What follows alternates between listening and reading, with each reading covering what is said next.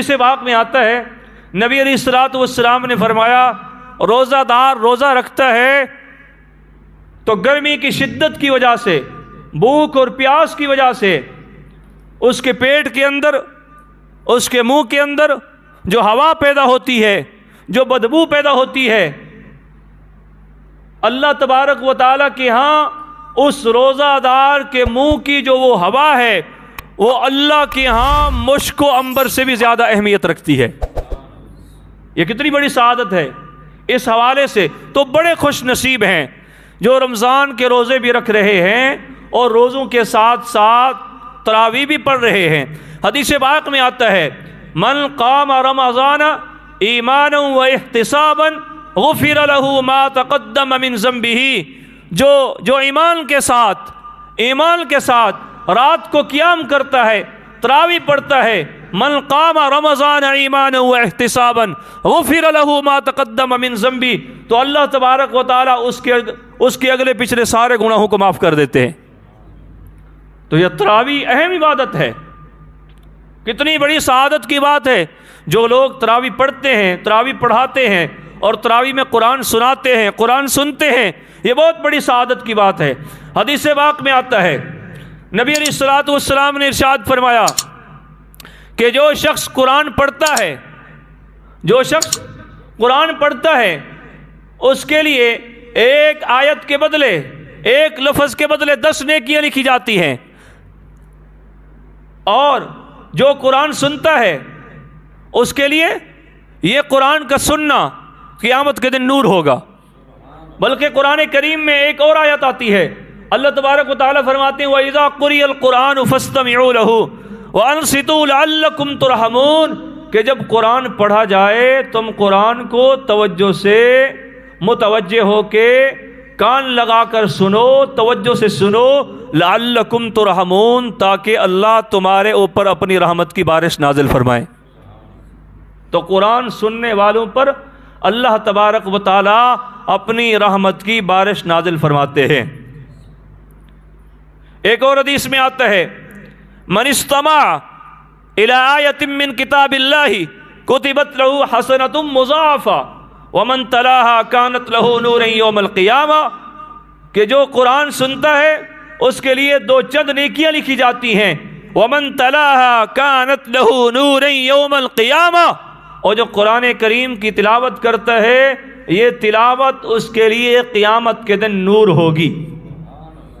تو قرآن کا سننا بھی رحمت، قرآن کا پڑھنا بھی رحمت۔ آج کتنے خوش نصیب ایسے ہیں جو رمضان میں قرآن پڑھ رہے ہیں، قرآن پڑھا رہے ہیں، قرآن سن رہے ہیں، قرآن سنا رہے ہیں، اور کچھ بدبخت ایسے بھی ہیں جو اس بابرکت مہینے میں، اس رحمت والے مہینے میں، کہ ٹی وی دیکھنے سے انہیں فرصت ہی نہیں ملتی کہ وہ قرآن سن لے، اس موبائل کی لعنت سے انہیں فرصت ہی نہیں ملتی کہ وہ قرآن کی تلاوت کر لیں، ناول اور اخبار پڑھنے سے انہیں فرصت ہی نہیں ملتی کہ وہ قرآن کو ہاتھوں میں اٹھا کے قرآن کی زیارت کر لیں اس بابرکت مہینے میں۔ ایسے بھی لوگ موجود ہیں، اور ایسے بھی ہیں جو اس بابرکت مہینے میں 11 مہینے میں اللہ کا دیا ہوا رزق کھاتے ہیں، 11 مہینے میں اللہ کا دیا ہوا پیتے ہیں، 11 مہینے اللہ کی نعمتوں کو استعمال کرتے ہیں، اور اس ایک مہینے اللہ کی اس بہت بڑی نعمت رمضان المبارک کی ناقدری کرتے ہیں کہ 11 مہینے کھا کر بھی اس ایک مہینے میں نمک حلالی نہیں بلکہ نمک حرامی کرتے ہیں۔ اللہ فرماتے ہیں اس ایک مہینے میں میرے بندوں کے لیے، اہل ایمان کے لیے، مسلمانوں کے لیے صبح صادق سے لے کر غروب آفتاب تک حلال چیزیں بھی میں نے اپنے بندوں پر حرام کر دی ہیں۔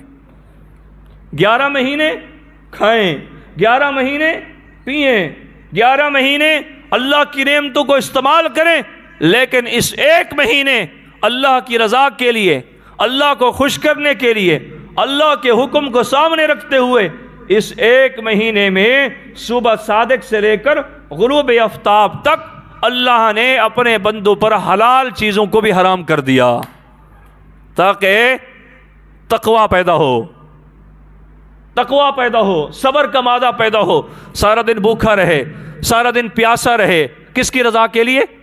اللہ کی رضا کے لیے، تاکہ تقوی تیرے اندر پیدا ہو جائے، رب کی رضا پیدا ہو جائے، اخلاص پیدا ہو جائے، للہیت پیدا ہو جائے، خوف خدا پیدا ہو جائے۔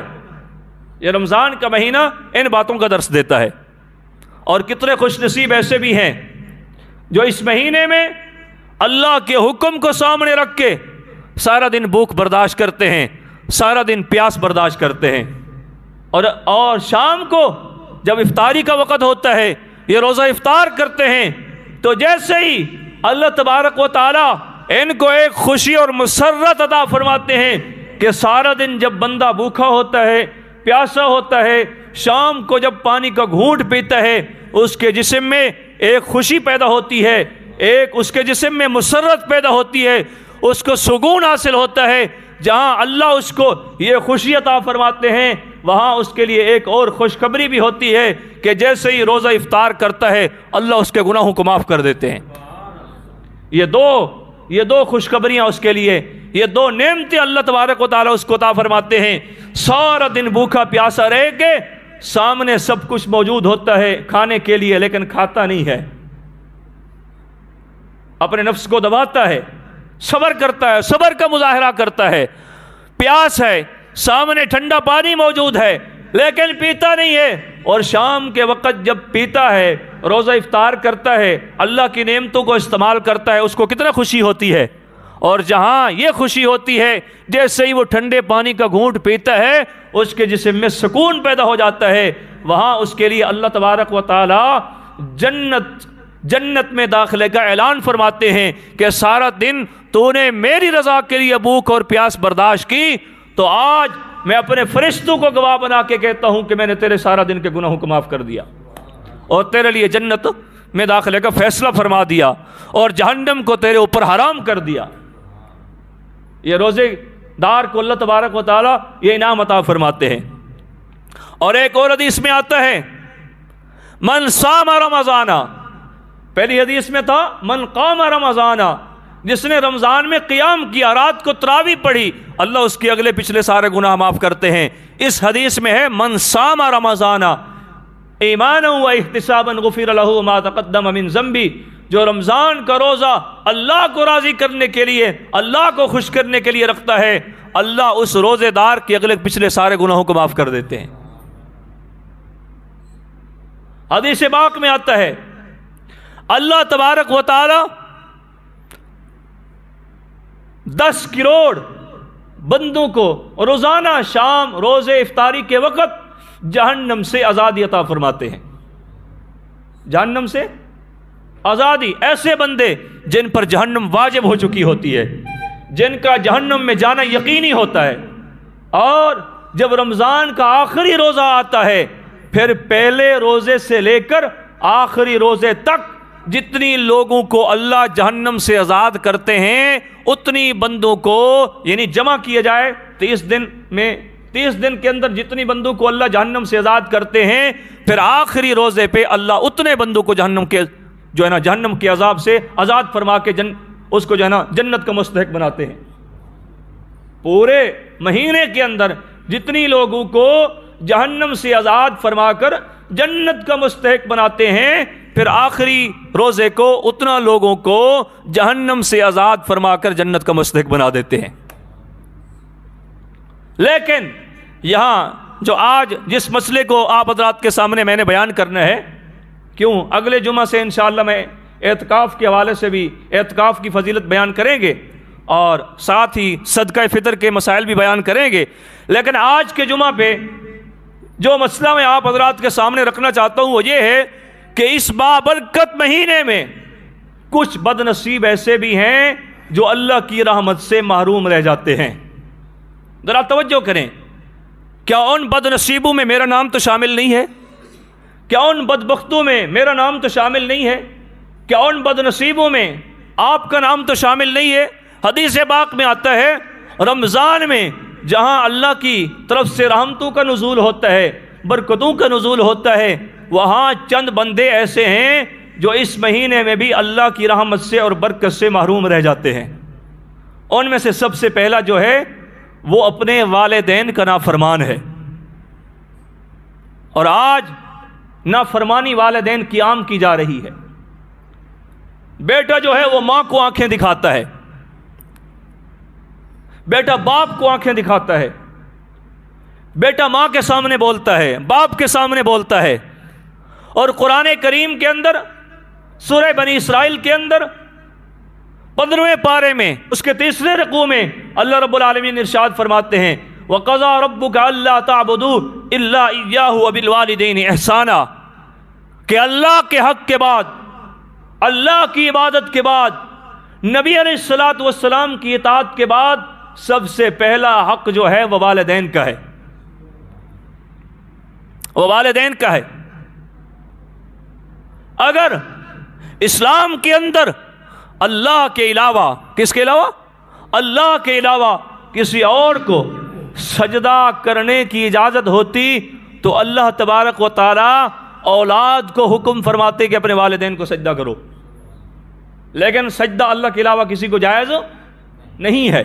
اگر ہوتا تو اللہ تبارک و تعالی بیوی کو حکم فرماتے کہ اپنے خاوند کو سجدہ کرے، اور اولاد کو حکم فرماتے کہ اپنے والدین کو سجدہ کریں۔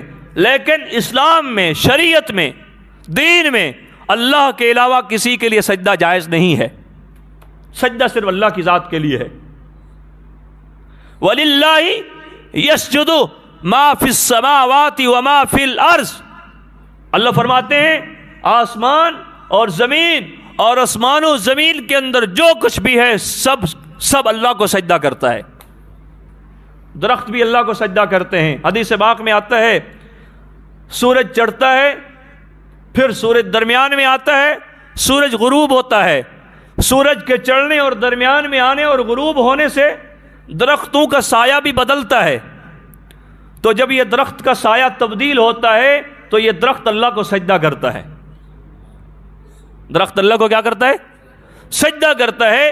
کائنات کی ہر چیز، قرآن کہہ رہا ہے وَلِلَّهِ يَسْجُدُ مَا فِي السَّمَاوَاتِ وَمَا فِي الْأَرْضِ، کہ آسمان اور زمین، مشرق و مغرب، شمال و جنوب، کائنات کے اندر جتنی چیزیں بھی ہیں ساری اللہ کی ذات کو سجدہ کرتی ہیں۔ ایک تو اور میں نمک حرام ہے کہ اللہ کو سجدہ کرنے کا ہمارے پاس وقت ہی نہیں ہے۔ ساری کائنات اللہ کو سجدہ کرتی ہے، چونٹی بھی اللہ کو سجدہ کرتی ہے، کیڑا اور مکوڑا بھی اللہ کو سجدہ کرتا ہے، ایک پتھر میں رہنے والا کیڑا وہ بھی اللہ کی تسبیح اور تحمید بیان کرتا ہے۔ قرآن خود کہتا ہے 15ویں پارے میں اللہ فرماتے ہیں تسبح لہ السماوات السبع والارض ومن فیہن وَإِن مِّن شَيْءٍ إِلَّا يُسَبِّحُ بِحَمْدِهِ وَلَٰكِن لَّا تَفْقَهُونَ تَسْبِيحَهُمْ إِنَّهُ كَانَ حَلِيمًا غَفُورًا۔ ایک تو اور میں رب کو سجدہ نہیں کرتے، اللہ فرماتے ہیں آسمان اور زمین کی ہر چیز مجھے سجدہ بھی کرتی ہے، اور آسمان اور زمین کے درمیان رہنے والی ساری مخلوق میری تسبیح بھی کرتی ہے۔ ہاں، ایک تو اور میں ہے کہ رب کی تسبیح کرنے کی ہمیں فرصت ہی نہیں ملتی۔ ہماری زبانوں پر بس حکمرانوں کا ذکر ہوتا ہے،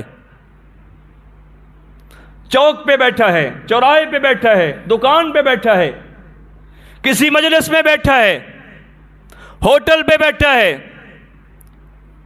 فلم دیکھ رہا ہے، گانے سن رہا ہے، کبھی کسی حکمران کا تذکرہ، کبھی کسی بدبخت بد نصیب حکمران کا تذکرہ، کبھی کسی چور، کسی لٹیرے، کسی بدماش کا تذکرہ۔ کیا آج جن بدماشوں کا تذکرہ ہم چوکوں اور چوراہوں پہ بیٹھ کے کرتے ہیں، کل قبر میں ہمیں وہ بدماش چھڑائیں گے؟ بتاؤ، چھڑائیں گے؟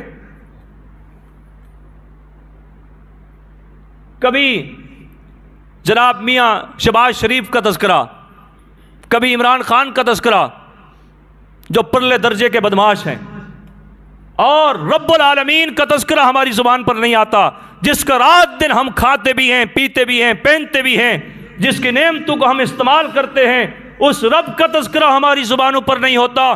اس بابرکت مہینے میں بھی ہماری زبان پر رب العالمین کا ذکر نہیں، بلکہ دنیا کے ان بدماش حکمرانوں کا تذکرہ ہماری زبان پر ہے، جنہیں نہ اللہ کی پہچان، نہ اللہ کے رسول کی پہچان، نہ مسجد کا ادب، نہ مساجد کی پہچان، نہ قرآن کی پہچان، نہ دین کی پہچان، نہ رب اور رب کے رسول کے احکامات کی پہچان۔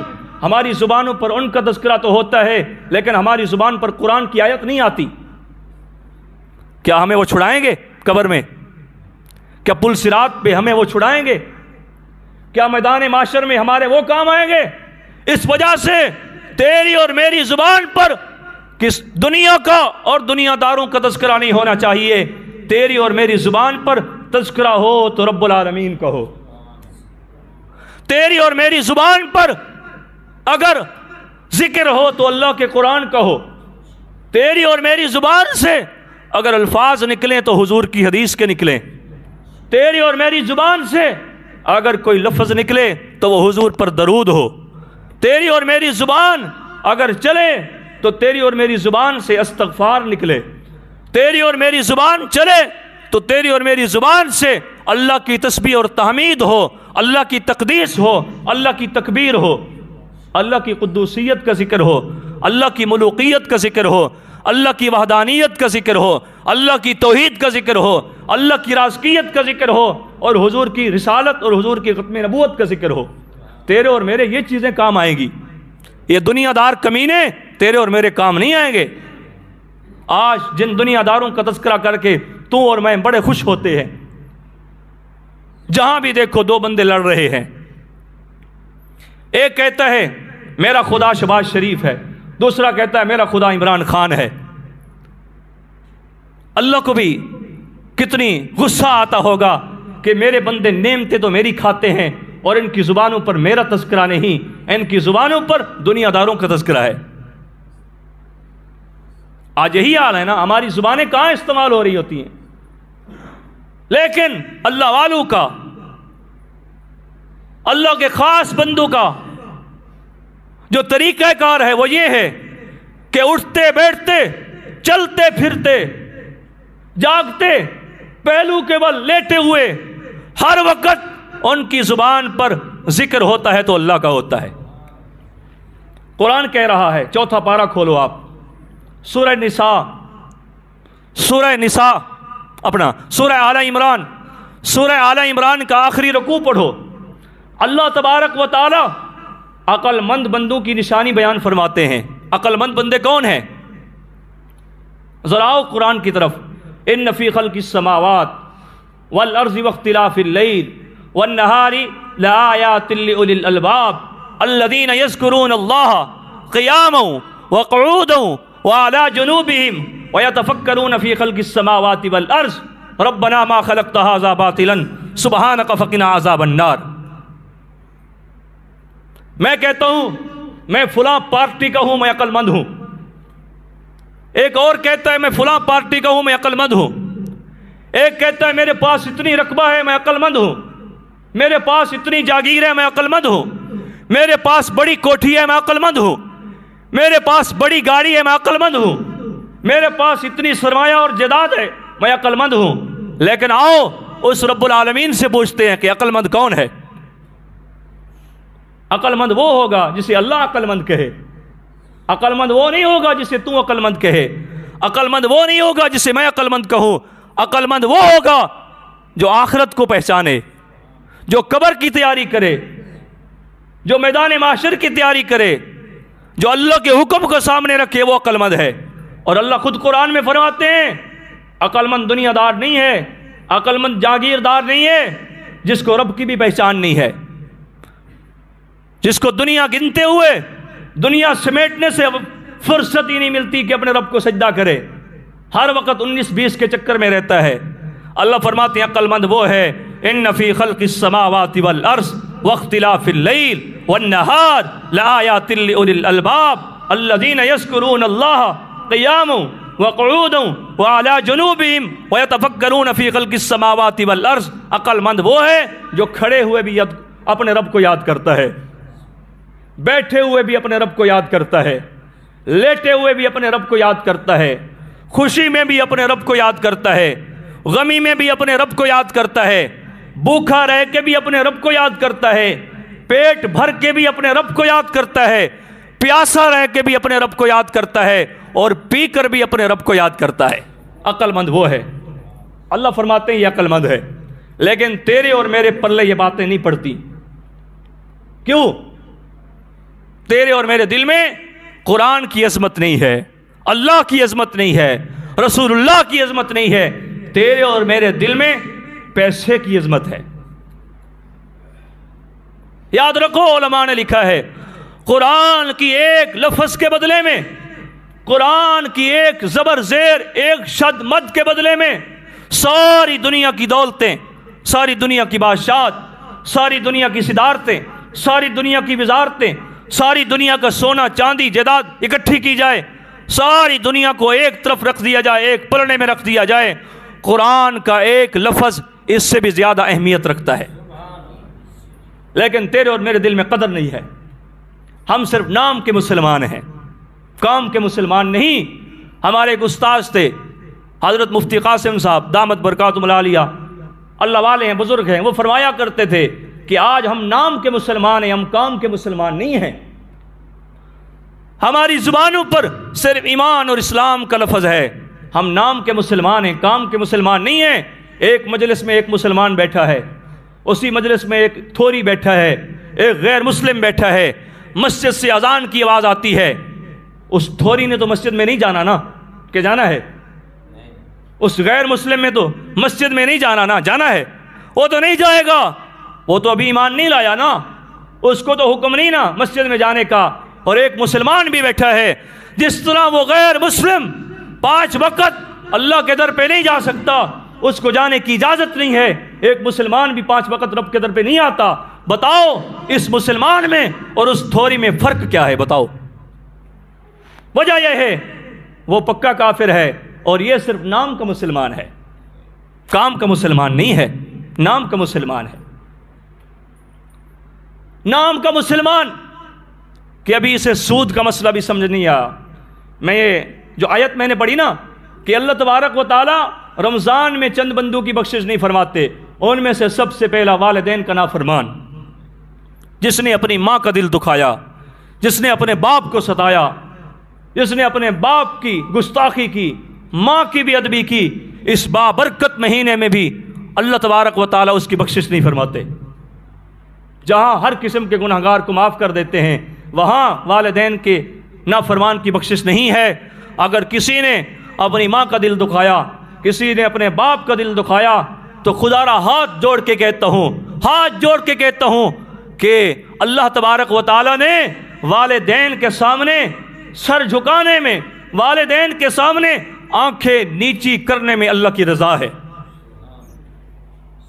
جہاں والدین بیٹھے ہوں، جہاں امی ہو، جہاں ابا جی ہوں، ان کے سامنے شریعت کہتی ہے، اسلام کہتا ہے، ان کے سامنے تجھے بولنے کی بھی اجازت نہیں ہے، چاہے ان کی بات تجھے اچھی نہیں لگتی، نہ لگے، لیکن تیرا باپ بول رہا ہو، تیری ماں بول رہی ہو، ان کے سامنے تو بول ہی نہیں سکتا۔ آج بیٹا کہتا ہے میں تو بڑا فن خواہ ہوں، میرا باپ تو کسی کام کا ہی نہیں ہے۔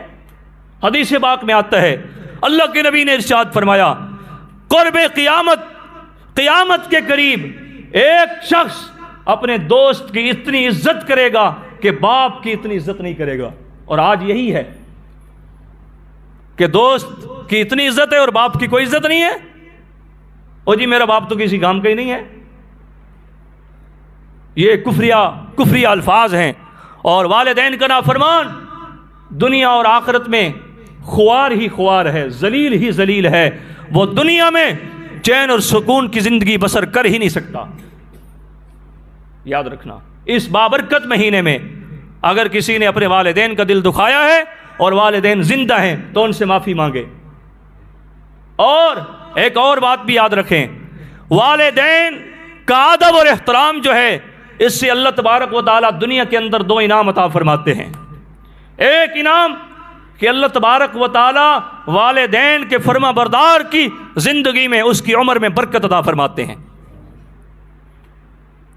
اور دوسرا انعام کہ والدین کا فرما بردار اللہ تبارک و تعالیٰ اس کو در در کی ٹھوکریں نہیں کھواتے، اللہ اس کے رزق میں برکت عطا فرماتے ہیں۔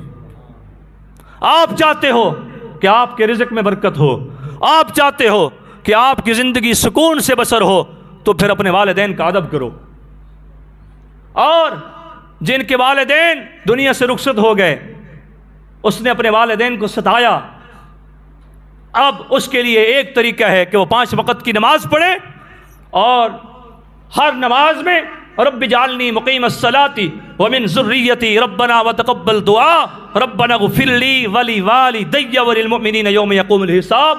5 وقت کی نماز پڑھ کے وہ اپنے والدین کے لیے دعا کرے تو اللہ تبارک و تعالیٰ کل قیامت کے دن اس کو فرما برداروں میں کھڑا کریں گے. لیکن ہمیں تو نماز پڑھنے کی فرصت نہیں ملتی ہمیں. اور ایک اور بات بھی یاد رکھیں، یہ مسئلے کی بات کہ جو بندہ نماز نہیں پڑھتا وہ نبی علیہ السلام کا حق مارتا ہے. یہ مسئلے کی بات یاد اپنے دل کی تختی پہ لکھ کے جائیں. آج کہا جاتا ہے نا، آپ سنتے ہیں مولویوں کی زبانوں سے کہ فلاں حضور کا گستاخ ہے، فلاں حضور کا گستاخ ہے. اللہ ان بد نصیب مولویوں کو ہدایت دے، کہو آمین. ہاں، جو 5 وقت کی نماز پڑھے وہ حضور کا گستاخ نہیں ہے. یہ مسئلہ یاد کر کے جاؤ. حدیث پاک میں آتا ہے جو شخص 5 وقت کی نماز چھوڑتا ہے یہ شخص نبی علیہ السلام کے ساتھ بغاوت کرتا ہے. اور آج کتنے باغی ایسے پھر رہے ہیں جو 5 نمازیں چھوڑتے ہیں، یہ اللہ کے نبی سے بغاوت کرتے ہیں، یہ نبی علیہ السلام کا حق مارتے ہیں. بتاؤ حق کیسے مارتے ہیں؟ یہ مسئلہ اپنے دل کی تختی پہ لکھ کے جاؤ.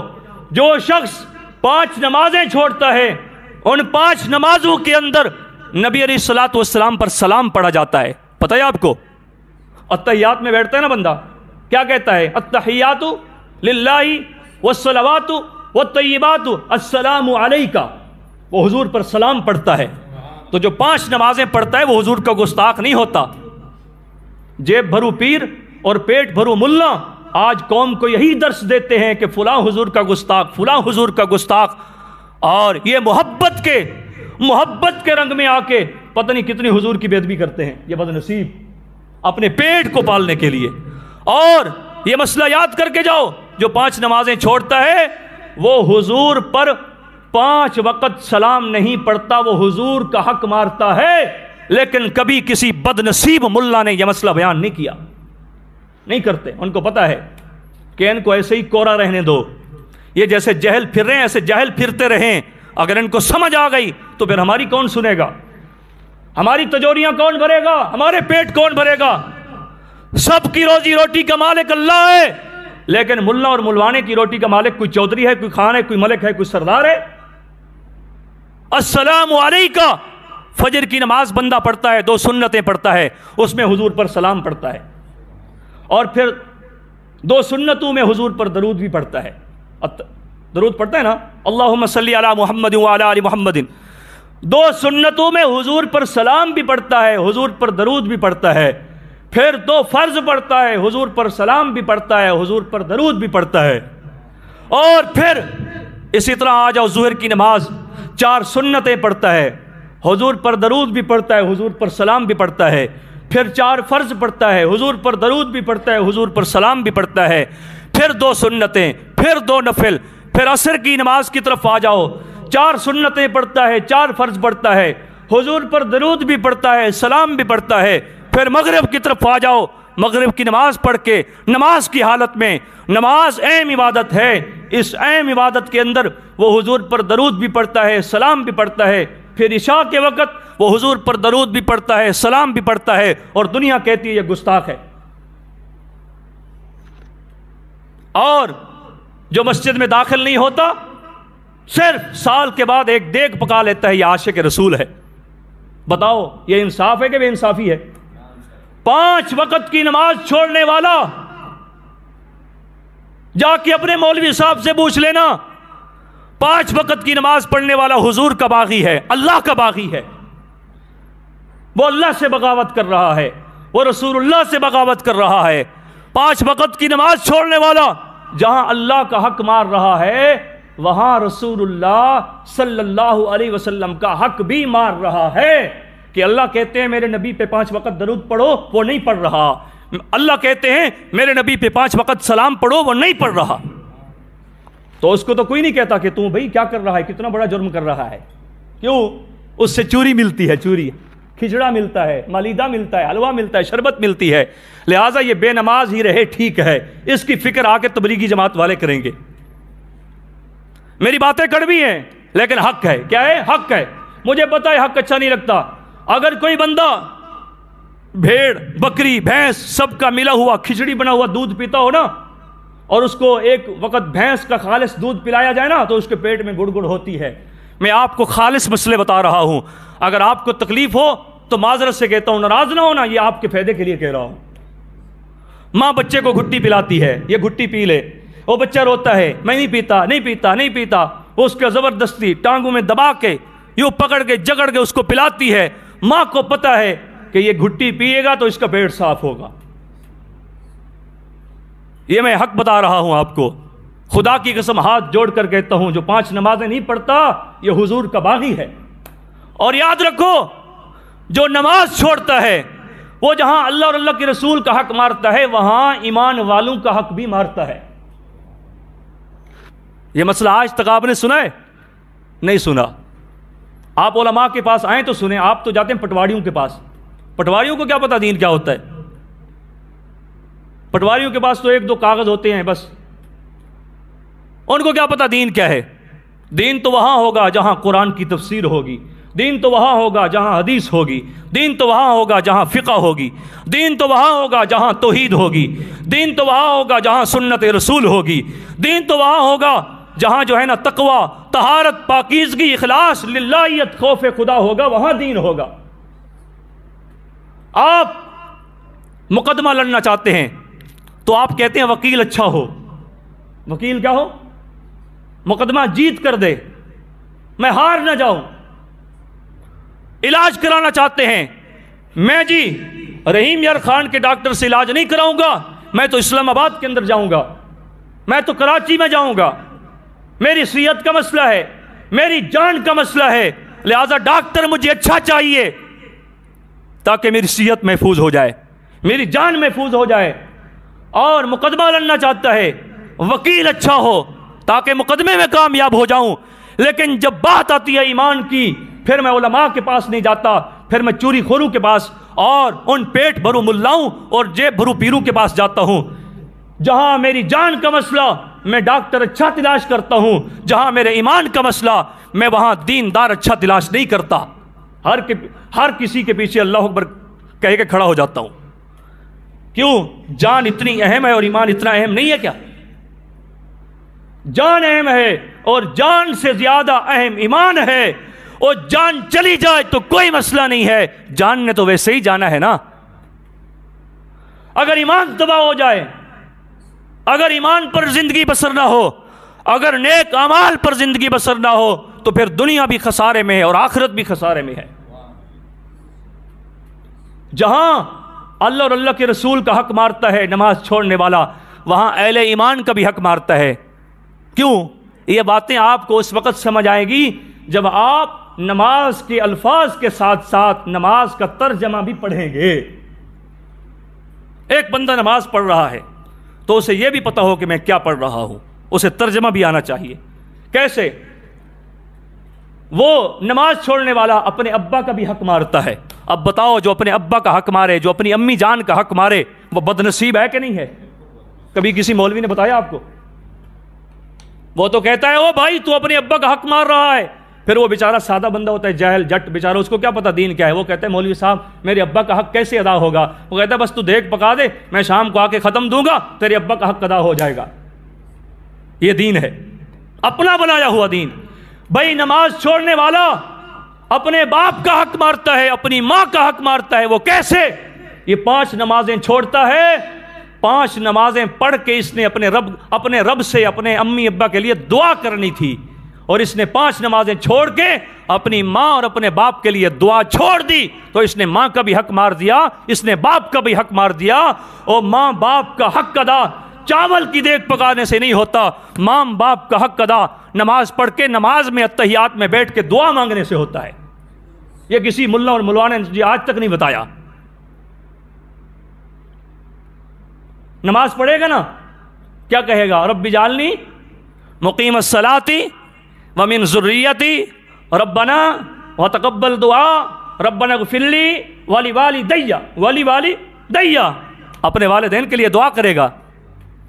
اگر آج کسی کا ابا فوت ہو جائے تو زندوں کا ٹھیکہ تو تبلیغی جماعت والوں کا ہے نا، اور مردوں کا ٹھیکہ جو ہے نا بڑے بھائیوں کا ہے، تو وہ آ جائے گا۔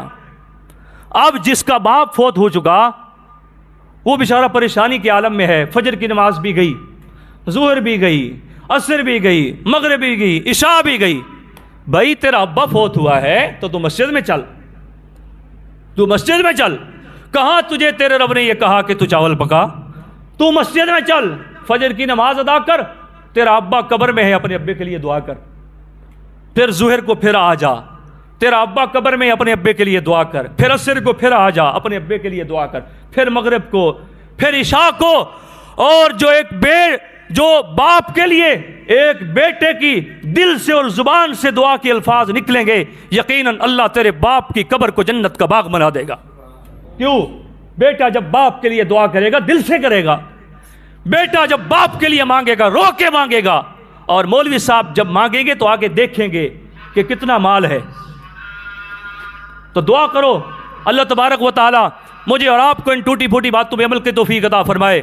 اللہ 5 وقت کی نماز پڑھ کے اپنا حق، اپنے محبوب کا حق اور اپنے والدین کا حق اور اہل ایمان اور نیک بندوں کا حق صحیح معنوں میں ادا کرنے کی توفیق عطا فرمائے۔ اس کے